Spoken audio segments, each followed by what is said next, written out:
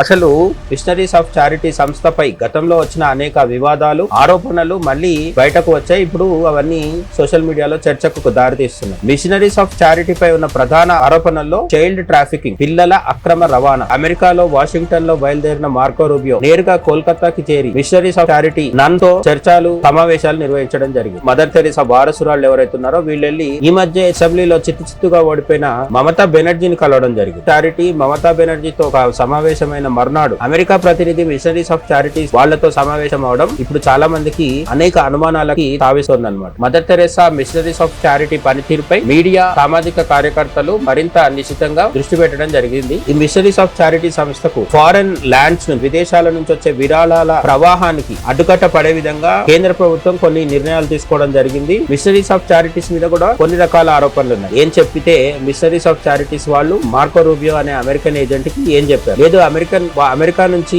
మమతా బెనర్జీకి ఏదైనా మెసేజ్ వచ్చిందా? మమతా బెనర్జీ మెసేజ్ అమెరికాకు వెళ్ళిందా? మధ్యలో మిషనరీస్ ఆఫ్ చారిటీ చేస్తున్నది ఏంటి?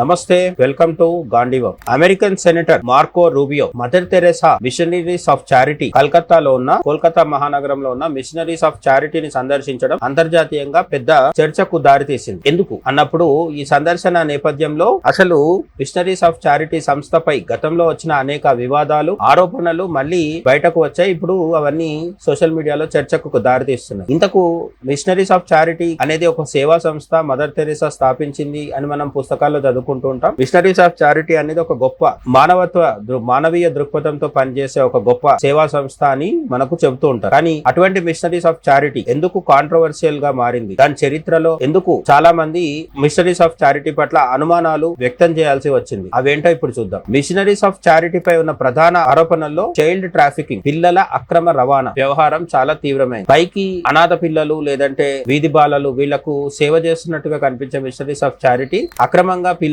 అమ్మేస్తున్నారని లేదంటే పిల్లల్ని తరలిస్తున్నారని ఇవి అనేక ఆరోపణలు ఎదుర్కోవడం జరిగిందన్నమాట. ఆర్థిక లావాదేవీల విషయంలో కూడా ఈ మిషనరీస్ ఆఫ్ చారిటీ సంస్థ విదేశీ విరాళాలను స్వీకరించి ఆ నిధుల వినియోగంపై గతంలోనే ప్రభుత్వాలు నిఘా పెంచాయి. మిషనరీస్ ఆఫ్ చారిటీకి కేవలం భారతదేశం కాకుండా దేశాల నుంచి, యూరోప్, అమెరికా ప్రాంతాల నుంచి కూడా భారీ ఎత్తున డాలర్స్ వస్తుంటాయి. విదేశీ నిధులు విరాళాలుగా వస్తుంటాయి. వాటిని ఏ విధంగా వాడుతున్నారు, ఎందుకు వాడుతున్నారు? ఆ మిషనరీస్ ఆఫ్ చారిటీ విరాళాల వాడకం వల్ల ఎవరికి లాభం, ఎవరికి నష్టం? కేవలం సేవా కార్యక్రమాలకి ఈ నిధులు వాడుతున్నారా, ఇతరత్ర కార్యక్రమాలకు వీటిని వాడుతున్నారా అనేది చాలా సార్లు చర్చగా మారింది. గతంలో కూడా మోదీ సర్కార్ కాదు, ఇంతకు ముందున్న ప్రభుత్వాల సమయంలో కూడా ఈ ప్రస్తావన జరగడం జరిగింది. నిఘా పెట్టడం కూడా జరిగింది. దీనిపైన ఆర్థిక లావాదేవీల మీద ప్రభుత్వాలు నిఘా పెట్టడం కూడా జరిగింది అన్నమాట. అలాగే నిర్వహణలో లోపాలు, ఈ మిషనరీస్ ఆఫ్ చారిటీ సంస్థ నిర్వహణలో కూడా అనేక లోపాలు ఉన్నట్టుగా చాలా మంది చెబుతూ ఉంటారు. క్లినిక్లలో సరైన వైద్యం అందకపోవడం, రోగుల పట్ల నిర్లక్ష్యంగా వ్యవహరించడం వంటి ఆరోపణలు మీడియాలో విస్తృతంగా వచ్చాయి.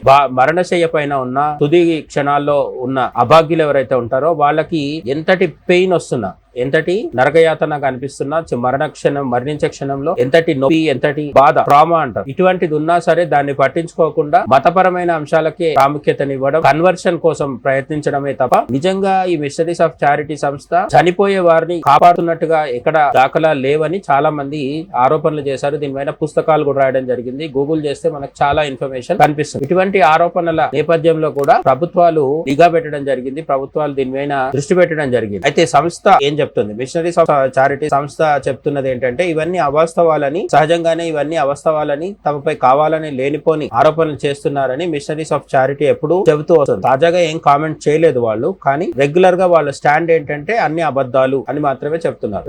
మార్కో రూబియో ట్రంప్ కేబినెట్ లో విదేశాంగ శాఖ మంత్రి లాంటి ఈ మార్క్ రూబియో అనే సెనేటర్ ఎవరైతే ఉన్నారో నాయకుడు, ఈయన సందర్శన కేవలం మతపరమైన లేక దాని వెనుక రాజకీయ ఉద్దేశాలు ఏమైనా ఉన్నాయా అనే కోణంలో కూడా విశ్లేషణలు జరుగుతున్నాయి. మార్కో రూబియో అమెరికా నుంచి ఢిల్లీకి రావాలి, మోదీనో జయశంకర్ నో కలవాలి. కానీ ఇవేవి చేయకుండా అమెరికాలో వాషింగ్టన్ లో బయలుదేరిన మార్కో రూబియో నేరుగా కోల్కతాకి చేరి మిషనరీస్ ఆఫ్ చారిటీ నన్ తో చర్చలు సమావేశాలు నిర్వహించడం జరిగింది. ఎందుకు అనేది ఇప్పుడు పెద్ద ప్రశ్నగా మారింది. అలాగే మార్కో రూబియో అనే ఒక అమెరికన్ నాయకుడు మిషనరీస్ ఆఫ్ చారిటీ వాళ్ళని కలవడానికంటే ఒక రోజు ముందు ఈ మిషనరీస్ ఆఫ్ చారిటీకి సంబంధించిన ఇద్దరు అక్కడ ఉండే మదర్ తెరీసా వారసురాలు ఎవరైతే ఉన్నారో వీళ్ళెళ్ళి ఈ మధ్య అసెంబ్లీలో చిత్తుగా ఓడిపోయిన మమతా బెనర్జీని కలవడం జరిగింది. రేపు అమెరికా నుంచి ప్రతినిధి రాబోతున్నాడు అనగా అంతకు ముందు రోజు బెంగాల్ ముఖ్యమంత్రి సువేందు అధికారి ఉండగా అతన్ని కలవడం కాకుండా మమతా బెనర్జీతో ఒక సమావేశమైన మర్నాడు అమెరికా ప్రతినిధి మిషనరీస్ ఆఫ్ చారిటీస్ వాళ్లతో సమావేశం అవడం ఇప్పుడు చాలా మందికి అనేక అనుమానాలకి తావిస్తోంది అనమాట. వీరి మధ్య అసలు ఏం జరుగుతోంది,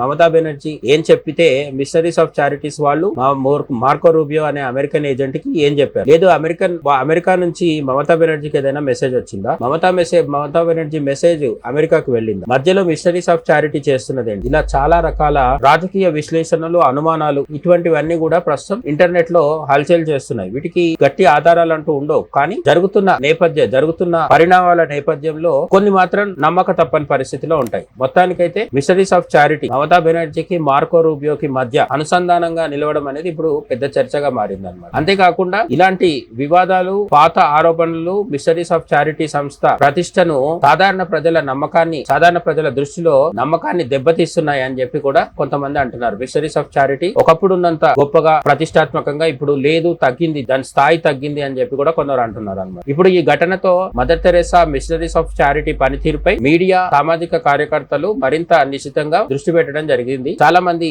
మరొకసారి ఈ సంస్థ మిషనరీస్ ఆఫ్ చారిటీ సంస్థ చరిత్ర మొత్తాన్ని స్కాన్ చేయడం జరుగుతుంది. ఈ వివాదాల వల్ల భవిష్యత్తులో మిషనరీస్ ఆఫ్ చారిటీ సంస్థకు వచ్చే విరాళాలు, ప్రభుత్వం నుంచి అందే సహకారం, వీటిపైన కూడా ప్రభావం పడే అవకాశం ఉందని నిపుణులు అంచనా వేస్తున్నారు. మనం జాగ్రత్తగా గమనిస్తే ఈ మిషనరీస్ ఆఫ్ చారిటీ సంస్థకు ఫారెన్ ల్యాండ్స్ నుంచి, విదేశాల నుంచి వచ్చే విరాళాల ప్రవాహానికి అడ్డుకట్ట పడే విధంగా కేంద్ర ప్రభుత్వం కొన్ని నిర్ణయాలు తీసుకోవడం జరిగింది. అలాగే త్వరలో ఒక చట్టం కూడా వస్తుంది అని చెప్పి చెప్తున్నారు. ఫారెన్ నిధులు, విదేశీ నిధులు ఇక్కడున్న ఎన్జిఓలు అంటే మిషనరీస్ ఆఫ్ చారిటీ లాంటివి స్వీకరించే క్రమంలో పారదర్శకంగా ఉండడం కోసం, ట్రాన్స్పరెన్సీ కోసం ప్రభుత్వం కొన్ని మార్పులు చేర్పులు చేస్తూ ఒక చట్టం తెస్తుంది అని చాలా మంది చర్చిస్తున్నారు. దానిపైన అధికారికమైన సమాచారం లేనప్పటికీ అటువంటిది వస్తే, ఇప్పటికే మోదీ సర్కార్ వచ్చిన తర్వాత చాలా చిన్న చితక దొంగ ఎన్జిఓలు అన్నిటికీ కూడా పెద్ద సమస్యగా మారింది. డొల్ల ఎన్జిఓలు అని చెప్పారు. డొల్ల కంపెనీలు ఎట్లయితే పెట్టి బ్లాక్ మనీని వైట్ చేసుకుంటూ ఉంటారో, ఈ డొల్ల ఎన్జిఓల ద్వారా మత మార్పిళ్లు చేయడం, ప్రభుత్వాలను కూల్చే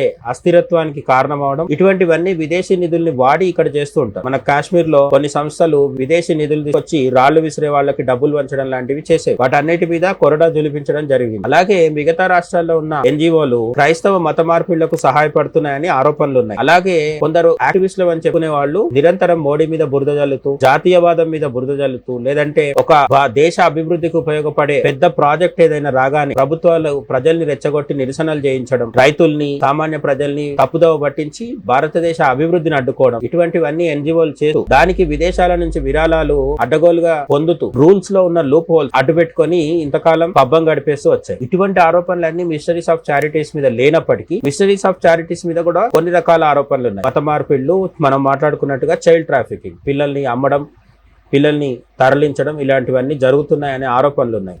ఈ ఆరోపణల నేపథ్యంలో కొత్త రూల్స్ వస్తే మిషనరీస్ ఆఫ్ చారిటీస్ కి ఇబ్బంది కలుగుతుందనే దాని నేపథ్యంలోనే మార్కో రూబియో కోల్కతాలో ఉన్న మిషనరీస్ ఆఫ్ చారిటీస్ కార్యాలయానికి రావడం జరిగింది.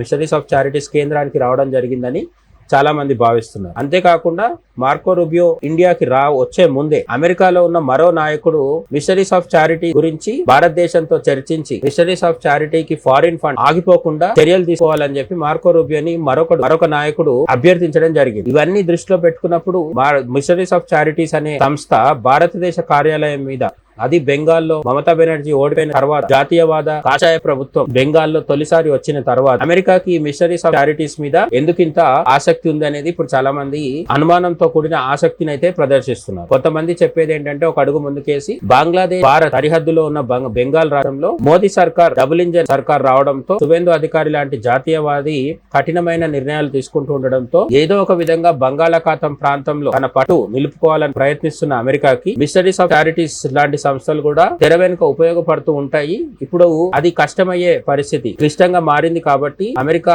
తత్తరపడుతుంది, అమెరికా ఆదుర్ద ప్రదర్శిస్తోంది. తమకు అనుకూలంగా ఉండే మమతా బెనర్జీ లాంటి సీఎం కాకుండా, టీఎంసీ లాంటి పార్టీ కాకుండా ఇప్పుడు బీజేపీ వచ్చింది. సువేందు అధికారి లాంటి కరడుగట్టిన జాతీయవాది అధికారంలో ఉండడం, అధికార పీఠం పైన ఉండడంతో అమెరికా ఏమైనా కుట్రలు చేసే అవకాశం ఉందా? బంగ్లాదేశ్ భారత సరిహద్దు ప్రాంతంలో బార్డర్ ఫెన్సింగ్ తో కూడా కొనసాగుతున్న సమయంలో అమెరికా బెంగాల్లో గానీ, ఈశాన్య రాష్ట్రాల్లో గానీ ఏదైనా మణిపూర్ లాంటి తరహాలో ఏదైనా అశాంతిని రాజేసే కుట్ర చేస్తుందేమో అనే అనుమానాలు కూడా చాలా మంది వ్యక్తం చేస్తున్నారు. వీటి ఎన్నిటికీ కూడా పెద్దగా ఆధారాలు అయితే మనకు మీడియాలో సోషల్ మీడియాలో దొరకవు కాబట్టి ఇవి ప్రస్తుతానికి ఇవన్నీ అనుమానాలు, విశ్లేషణలు, కథనాలు మాత్రమే. మీరేమనుకుంటున్నారు? మార్కో రూబియో ఢిల్లీకి వచ్చి ఇంటికి వెళ్లకుండా అమెరికా నుంచి మొదలయ్యి కోల్కతా మీదుగా ఢిల్లీకి రావడం, మిషనరీస్ ఆఫ్ చారిటీస్ కి వెళ్లి మదర్ తెరెసా చిత్రపటాల ముందు ఫోటోషూట్లు చేయడం అంతా సబబేనా, లేదు దీని వెనుక ఏదైనా మతలబు ఉందనుకుంటున్నారా? ఖచ్చితంగా కామెంట్ సెక్షన్ లో చెప్పండి. మరో వీడియోలో మళ్ళీ కలుద్దాం. జై హింద్.